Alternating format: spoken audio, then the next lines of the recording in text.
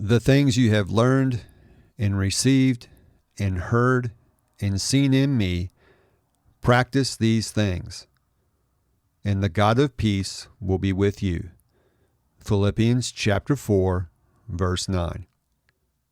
Hi, neighbor. I'm Tim, an adoptive parent and adoption mentor.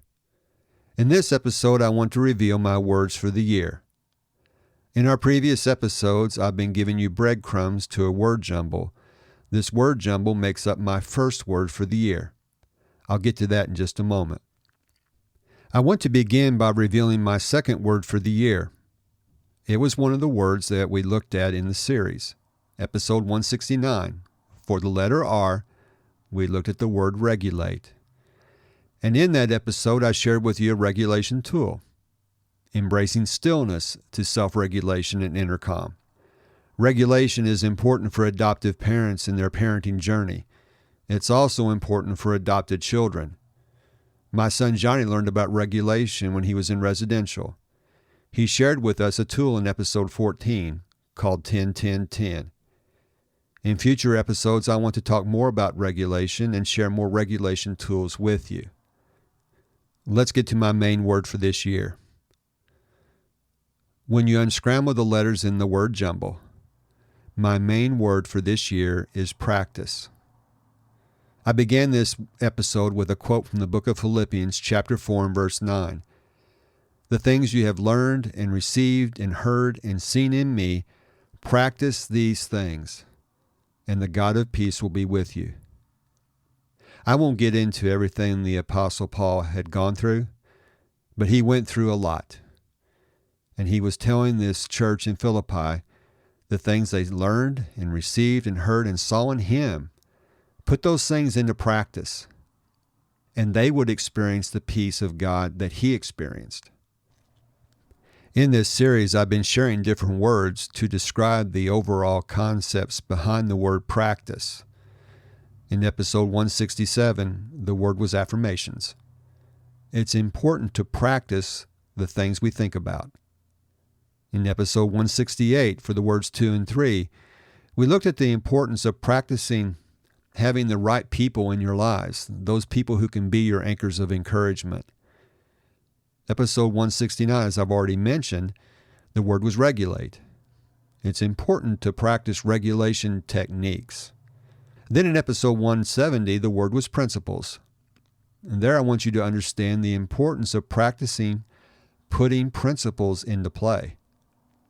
Episode 171, the word was comments. Practice saying positive things to people. In episode 172, the word was intentional. In order for practice to do any good, it needs to be intentional. Episode 173, the word was compassion. It's important to practice compassion. Then in episode 174, the word was empty, as in empty the garbage. Practice emptying those negative thoughts out of your head. Those are just a few of the ideas and concepts behind the word practice.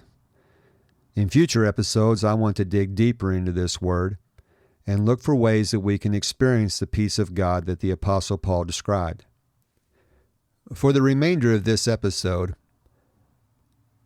I want to share a story with you that illustrates why this word practice is important to me and why I want to dig into the concepts behind it with you.